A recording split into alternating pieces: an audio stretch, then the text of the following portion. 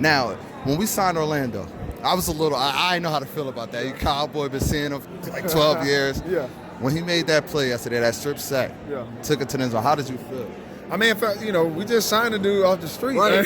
So, and he had a crazy day, but he's a veteran, man, been in this league for a long time. He understands how to play the game. He was with us in training camp, so he's familiar with the defense now.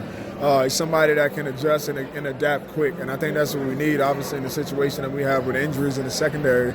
For him to come in and really shore up that nickel spot for us while we wait for some guys to get healthy, I think it's cool. Even having him on the roster, just moving forward, just having that veteran presence helps when you're in a situation like we are. Definitely.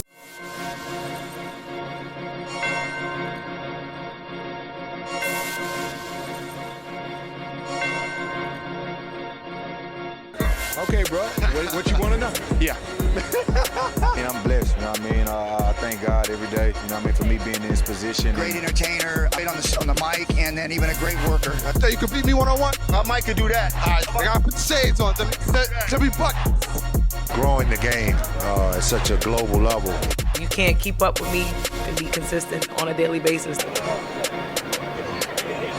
Hell yeah, look at him. He act too cool. He act too confident. To see it come to such reward for all the hard work that you put in and to rise to the top. Your chain turning your neck, we're not. What up, this is KRS-One with the Takeover Files. Make sure y'all stay tuned on this. Realness.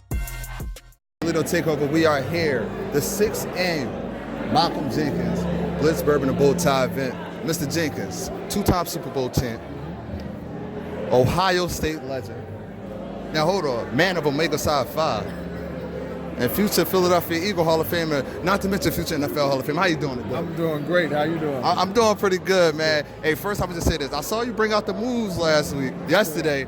Now, and I know Ohio State homecoming was this week also. So is that where that little motivation came from? You know what? I actually do that before every game. Oh, yeah? Yeah, and every now and then you get a guy that'll record it and post it, and it become news. But I actually do that before every game. Oh, they just posted it this time.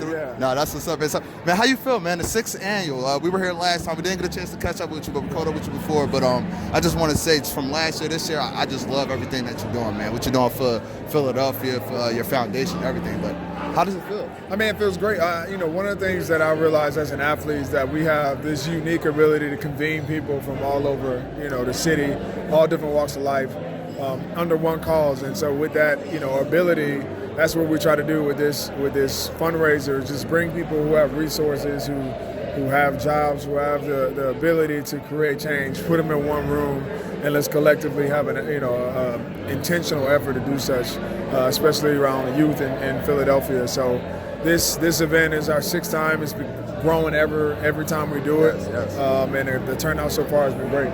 So whose idea was it for this particular event? Like, how did this come about? Well, we actually started a version of this in New Orleans.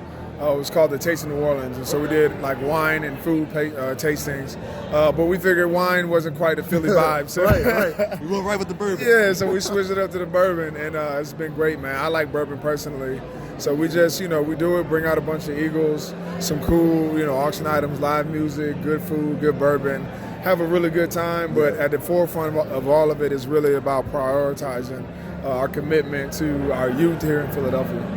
Yeah, man, this is amazing. I've seen, Brent Selleck, Zach Ertz taking pictures, Mike Quick, just everybody who's there. And as an Eagles fan, this is just, it's just like a dream come true. So I wanted to say I appreciate you for that, first and foremost. Now let's get to the season, man. Great win last night. Now, BG said in the interview, just want to go 1-0 every game. How you feel about that? That's the same thing. I mean, for us, especially as we look at the schedule over the next 3 games we're on the road, we can look at that as an obstacle, or we can just take it 1 week at a time. And our focus is going to go completely on the Minnesota Vikings, and knowing what they present as a team. That's a tough place to go. Knowing that they beat us the last time we played them. Time before that probably still stinks. So it's a team that knows us well, that we know well as well. And so we got to be on our A game. And so we feel really good, obviously, about what happened yesterday. But yesterday doesn't get us anything this next couple of weeks. So we'll get back to our process, dive into practice, get into prepare, and then go compete. Now, this last question will be like a 2-part question. All right, now, how does it feel, you're leading this young secondary and, molding them and teaching them. There's different things. What do you do to get to them?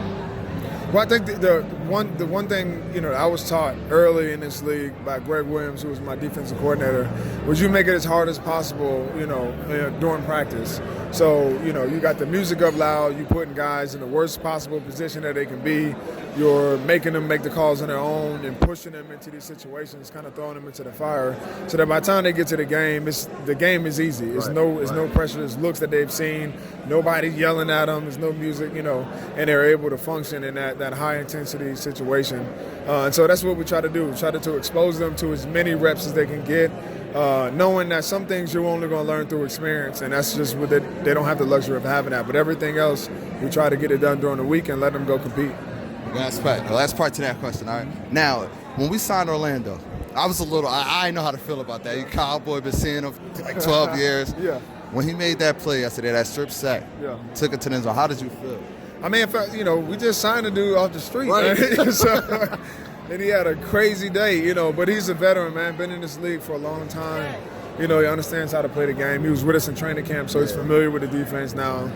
He's somebody that can adjust and adapt quick, and I think that's what we need, obviously, in the situation that we have with injuries in the secondary. For him to come in and really shore up that nickel spot for us while we wait for some guys to get healthy, I think it's cool. Even having them on the roster, just moving forward, just having that veteran presence helps when you're in a situation like we are. Definitely. Mr. Jenkins, I'm not going to hold you up. I'm going to let you get to this amazing event because we are here at Lincoln Financial Field. Thank you for everything that you're doing for the city of Philadelphia. Thank you for everything that you're doing for black men like myself. And thank you for being just, just an amazing man and continue to do for our community. I'll keep it up. Thank you. The one and only future Hall of Famer, Philadelphia Eagle legend, Mr. Malcom Jenkins. Thank you. I really appreciate it.